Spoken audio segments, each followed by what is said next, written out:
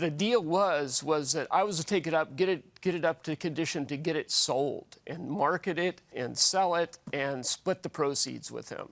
Incorrect. Okay. So I did it all, got it all done. I liked the bike. I offered him $1,000 at a starting point because I know he's a wheeling dealer. As he said, he deals in a lot of used vehicles. So I started at $1,000 and was willing to pay him more.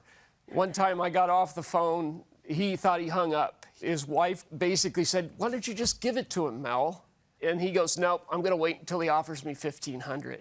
So I'm at a loss because he kept changing his mind. The 50% time with the bike didn't come in until September 7th of 2023. When you say 50% time with the bike, what are you referring to?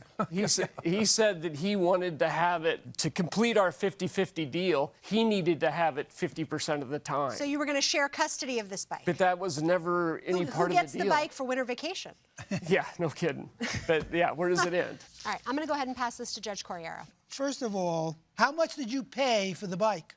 I bought it in 1977. So it was 2 years old? It was up to like $800. $800. That was what I remember, yeah. This is kind of like a sleek looking... Well, it still goes 80 bike. on the freeway. It's still yeah. Right? This is you the can bike. still ride it on the freeway. May I ask how old you are now? 81. It's an interesting age, 81, right? Yes, it is, yeah. Because as a matter of fact, when you got the vehicle, you were probably 78, 79 when your brother dropped it off? Yeah. And a 5-year plan. And the reason I say 5 years, because I do see a text here, Mr. Breeding, where the plaintiff said, you know, you fix it up, and in a few years, I'm going to give it to you because I'm going to be 81. Oh, I don't think I'll last that many years. Right. So I'm not worried about it.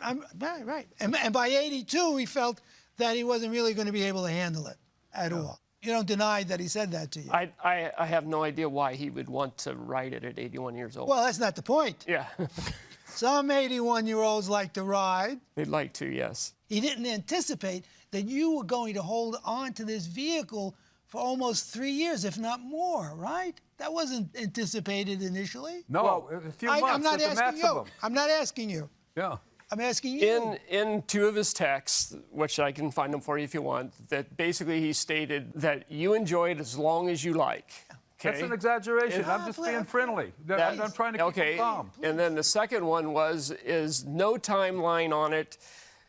I would have stored it for longer. But then the following message from him, if I'm following the chain, yeah, years. You see, he talks about being 81 and being 82 and how... 2 years later, yeah, yes.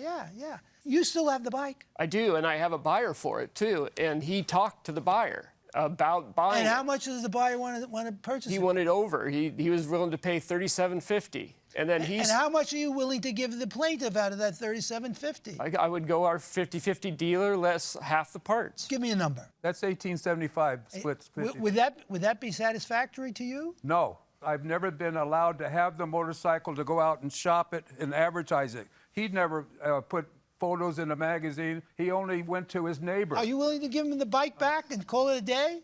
Without my labor and parts repay? Your counterclaim is for how much altogether? Almost 25. I think it's 24 something. All of this revolves around what your initial understanding was with each other. And from what I'm gathering is that neither of you had a meeting of the minds about what this deal was all about. That's correct.